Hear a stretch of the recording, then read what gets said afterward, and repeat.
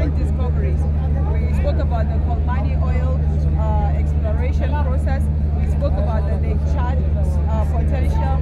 We spoke about the Mambila power plant. They are all areas that we can have short-term courses to fill up the labor demands.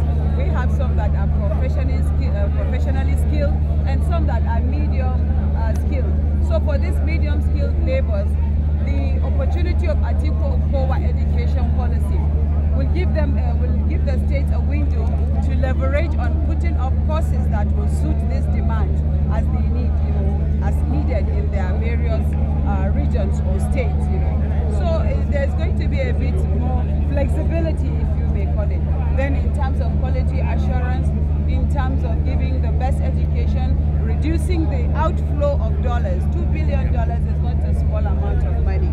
Every year Nigeria spends that in paying school fees abroad. Then in terms of quality assurance, we're going to have inspection done. Then in terms of scholarship and grants, they will be seeing more of such, with the state encouraged to implement the policies in return for such scholarships to be able to give out to their children, their students in need. So there are so many things, and best of it is the fact that Atiku Abubakar has directed his educational policy be relayed to the students so that they can participate. And this is what should happen. It is a policy that will affect and shape their future. So he's giving them an opportunity to participate and get their feedback so that if there is a need to align or realign or change certain things, they are part of the decision making. When you become a part of a decision making process, the acceptability becomes higher and the implementation becomes more successful. And the imperative to tell them that they must vote for PDP, in voting for him, they should vote for their state governors and all people attached to that, because Atiku Abubakar needs the governors to be able to execute some of the policies, being a federal system. Then he needs the lawmakers to support his changes, because some of the policies need changes at the National Assembly, or they need support, and even bills.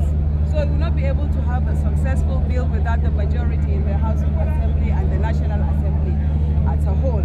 So Atiku Abubakar is in short sending a message, a clarion call. With the students having over 26 million votes to their name, they are the highest voting segment according to INEC reports. So Atiku Abubakar has shown them their importance, and he has shown them the importance and the real reason why voting for a PDP government, in voting for him, will help to actualize this wonderful education sector plan that his government is coming up with.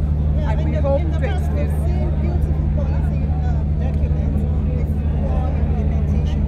Do you also have an implementation plan in place? When you look at the policy document, Atiku Abubakar is the first presidential candidate that has directed his policy be availed to the public for scrutiny and a possible contribution. In the sense that in the policy booklet, he says this is where we are today.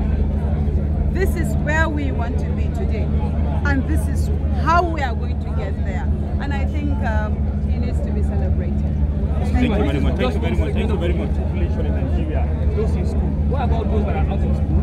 Atiku Abubakar has a complete policy document. We have relayed that of the farmers, we have relayed that of the students, we have relayed that of women. He has the various sector policies. It depends on which one we are talking about. Today we are talking about the policy on education. When you talk about the policy on agriculture, you will see an Atiku Abubakar opening up more irrigation land, opening up more mechanization of agriculture, opening up more loans to be availed to youth and women, and so many of such policies.